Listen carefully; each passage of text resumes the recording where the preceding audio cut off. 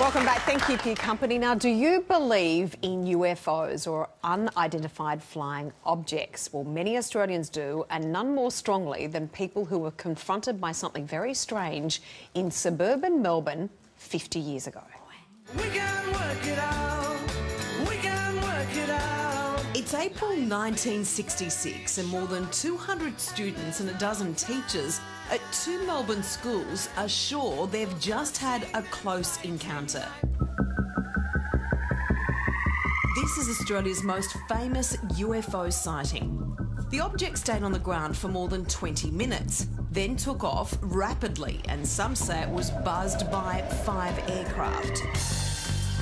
The school children were warned never to speak of it, authorities telling them that flying saucers just don't exist. But 50 years later, witnesses insist they know exactly what they saw. It's incredible. Wow. It was called the Westall incident, and joining us now, 3 of the people who were there when they were school children all those years ago. In Melbourne, Joy Clark and Terry Peck, and in Brisbane, Jackie Argent, and also with us in Canberra, principal researcher for this UFO incident, Shane Ryan. Good morning to all of you, and thanks for joining us. Good morning. Let's begin with Joy and Terry in Melbourne. Can you tell us what you saw? Yes, Natasha. I was out playing cricket on the oval at the time, and we noticed these 3 craft hovering above the school, which was a bit unusual. They definitely weren't aircraft. And then after about 10 minutes, we saw one go down into an area behind our school called the Grange, where we used to do our cross-country runs. So being a little bit of a rebel, as I was at school, I was one of the first to run through and jump over the fence and arrive at the Grange, and it was on the ground in front of me. The other 2 girls had arrived before me, and one was hysterical, Tanya, and the other girl had fainted. So I just looked at it, and after a few minutes, it just raised up above me, probably to about 12 feet, turned on its side and went zoom straight up into the air and disappeared almost instantly. And there were 2 other craft in the air at the time. Joy, did you see something similar, and what were you thinking it was at that stage? Were you convinced it was a UFO? Look, I didn't know what it was. Yes, definitely a UFO. I was actually in science class, and we had a student had rung in and flung the door open and said, Mr Greenwood, there's things in the sky, there's flying saucers in the sky. So we all ran down the corridor and out onto the oval, and yes, there were flying saucers in the sky. I saw 3 of them, but it took me quite a while to sort of comprehend what I was looking at, because I'd never seen anything like that before. Jackie, it's quite intriguing. Did you also see those flying saucers? I saw a flying saucer. I don't recall there being more than one. But we were down the back. I was down the back of the oval with Tanya when we noticed it in the sky. It did some manoeuvres which were very strange, which is why our attention was drawn to it in the first place. And then it came down over the Grange. We could see it coming down, so we took off after it. Tanya actually reached the craft, I believe. I didn't, because she came back screaming towards me, and then I ran back with her to the school. She got taken away in an ambulance, and that was the last time I saw her. And can you tell us a bit more about these craft? What colour were they? How big were they? Did they actually land, or were they just hovering above the ground? The craft I saw was silver in colour. It was round.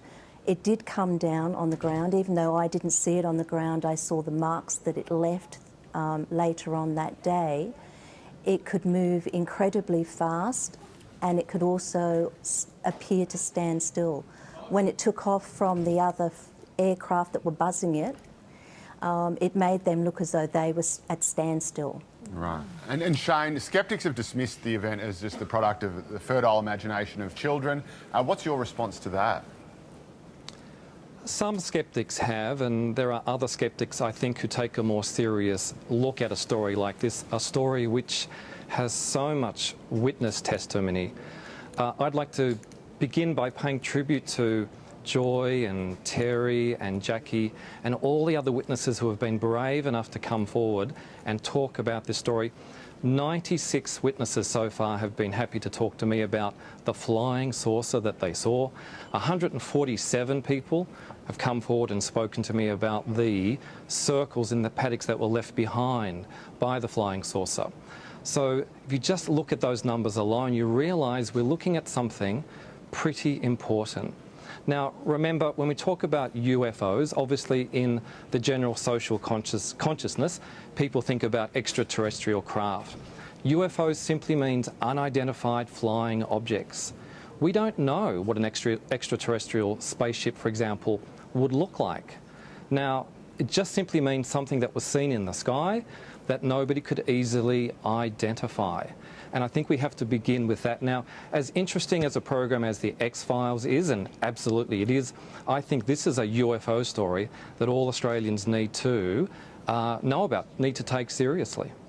Can I ask what happened to the girl? You took her back to the school, the one that was hysterical. Is it Tanya? And she went into the hospital, and then you went to visit her at her place, and they said she didn't live there. That's Yes, right. I went to her house the following day, and an English-speaking woman opened the door and said there had never been a Tanya living there. Now, the problem with that is that Tanya's parents didn't speak English to start with. I think they were Yugoslavian. So I'd been to this house a lot of times and then was told, no, sorry, you're mistaken. Oh my God, So that's what's happened to her? Do you know if she disappeared? Have you had any contact with her? Do you know where she is and what happened? I have had no personal contact with her. I know one of the researchers has. She prefers to stay anonymous and not be involved in anything at all. She told the researcher that she had no recall of what had happened. And then there was a very odd story about her parents putting her in a convent for some reason that was, to me, totally ridiculous. That's it. Terry, we've seen drawings that look like a flying saucer and even two flying saucers. Can you describe for us what was there? Yes, it was about 1.5 times the size of a normal family sedan, and it was round, silver coloured. There were all lights around the bottom of it, no windows. It threw off a bit of a heat, and it was making a low buzzing sound. Did any of you at all witness anyone inside these unidentified flying objects? Did you see anyone? No. No. No. All right, Joy, Terry, Jackie and Shane, stay with us because we're going to chat with you more right after this short break. Now, we've heard firsthand from these accounts, but Australian authorities are actually accused of covering up what really happened. So what's the truth? Don't go anywhere. We'll return in just a moment. Welcome back. Now, returning to our special examination this morning of the Westall incident. Now, it happened 50 years ago when many people reported seeing a UFO land in suburban Melbourne. We're joined once again by Joy Clark and Terry Peck in Melbourne, and in Brisbane, Jackie Argent. Now, they were just school children at the time and clearly remember what they saw. Also joining us from Canberra is principal researcher for this specific UFO incident, Shane Ryan. Joy, to you firstly. Now, you were interviewed by journalists, reporters at the time. What has happened to your story since then, and do you think there has been a cover-up?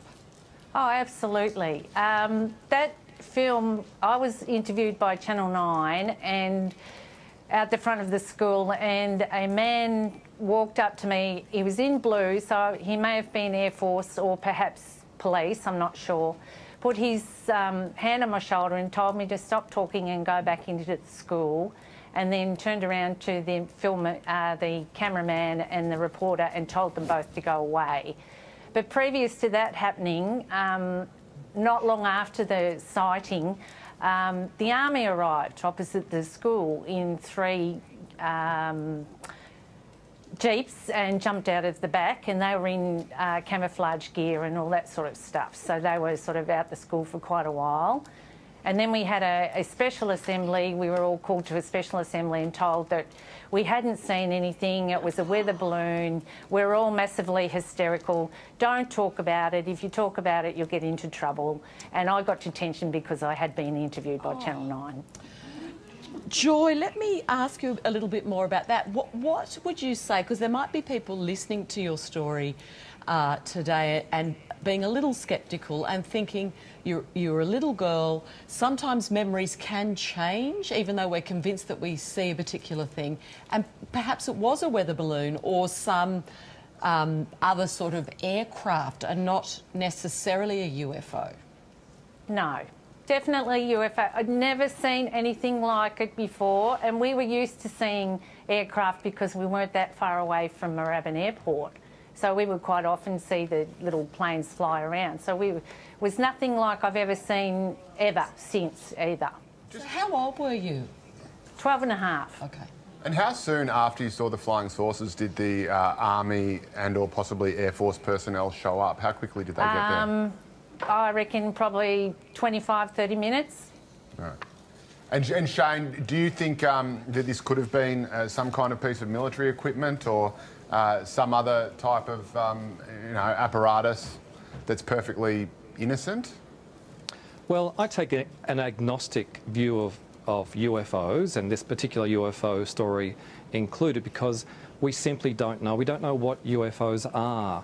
But I think it's fairly obvious that it's difficult to find simply a prosaic, mundane explanation for what so many of these witnesses saw. It's easier for us to say what it wasn't. If you look at the evidence, if you sit down with the hundreds of witness testimonies, we can say fairly confidently, this obviously wasn't an aeroplane, it wasn't a helicopter, it wasn't a drone, it wasn't a kite, and I don't mean to prick anyone's balloon, but it wasn't, to me, quite obviously a meteorological balloon or anything like that. So then we're left with the mystery, what was it? Now remember, when we talk about UFO stories, it's often these days lights in the skies, people out in the outback seeing something while they're alone. This happened in broad daylight, literally hundreds of witnesses. And not only did the flying saucer fly low over two schools, in front of all these students and local workers and residents and some teachers, it landed. It was either on the ground or close to the ground for several minutes. And in addition to that, there was this incredible response to this incident. As Joy has mentioned, police, military and more. I understand you're a little sceptical at the start before you investigated this. Sure. And you seem also to be saying, you're impressing that it's an unidentified flying object, and then you're calling it a flying saucer. Do you think it's an alien craft? Do you think aliens were in there? Or are you sort of playing it safe here? Well, I'm trying to be rational, I'm trying to be logical, I'm trying to be fair to the evidence. I often like to refer to it as a flying saucer because that's what it was called at the time. It was called that because that's what it looked like. A saucer turned upside down on another saucer or bowl. That was the shape that it presented. It was an unidentified flying object. It was seemingly a solid, metallic-looking object that flew, that nobody could identify. Now, I think that's as much as we can say, but what is really interesting is the level of response to whatever this was. And I don't know what it was, but certainly the government authorities, the Royal Australian Air Force, the Army, the Civil Defence Organisation, all responded on this day. Why did they respond, and why, in addition to that, is there no information about this incident publicly available in any of the government archives? There's some of the interesting questions. Terry, over the years you've heard what authorities have said about this incident. How do you feel about what they say about it? Well, look, it's hard to know. Jessica's right in a way. Over the many years our memories do change a little bit, but it is burned into my memory. I know what I saw, and no matter what anyone says, I know that it was something very unusual, and the way it took off at that speed, I doubt very much if there was anything in that day that could take off like that. Shane, you claim you've spoken to more than 100 witnesses. Why do you think there was a cover-up? It seems at very, very high levels. Well, that's the $94 million question, I guess. We do know that a very high-ranking public servant from the Department of Supply was dispatched to Westall that day. He investigated. And after that wonderful Australian documentary, Westall 66, a suburban UFO mystery, was aired on Australian television in 2010, his daughter contacted me and said, thank you for having that documentary made, because my father was there that day and he suffered for what he saw. And she and her brother, I've spoken to them both, really believe that his untimely death just 4 years later was connected with the stress that was applied to him because he tried to get answers to what happened. Why the cover-up? What could it possibly have been 50 years ago that would now be a threat to national security or anybody's reputation or any alliance with another country? Is that possible after 50 years? I think we need the answers. So, Jackie, do you think you'll ever find out about the mystery? No, I doubt it very much. Initially, I would have said it was some sort of test aircraft. I fell in line with that theory. But there's never been an aircraft, to my knowledge, today that can do what that did. So... Sorry, I had a question for you, but I just think, are you glad to have been able to speak out about this after so long? Do you feel relief? No, not really. I think the experience actually contributed to my demeanour as an adult, the way that I handle situations and the way that I respond in a critical situation in particular. So the bullying that I underwent with those men that came to the school, which was definitely bullying now, has made me more resolved in the way I've lived my life. Is that the same for all of you? Yes and no. I think I've gone a little bit the opposite, where I've become more outspoken and I don't take people's criticism and trying to tell me that I was crazy, because I know what I saw. So nothing will change my resolve. It's in my brain forever. Thank you so much for sharing your thoughts and your stories with us this morning. We really appreciate it. Joy Clark and Terry Peck in Melbourne, Jackie Argent in Brisbane and Shane Ryan in Canberra. We genuinely really appreciate your time and for sharing your stories. Thank you so much. Thanks, guys. Thank you. Thank you. I think frustrating for them is they are adamant what they've seen and they're very frustrated because they're not believed. It's just bizarre.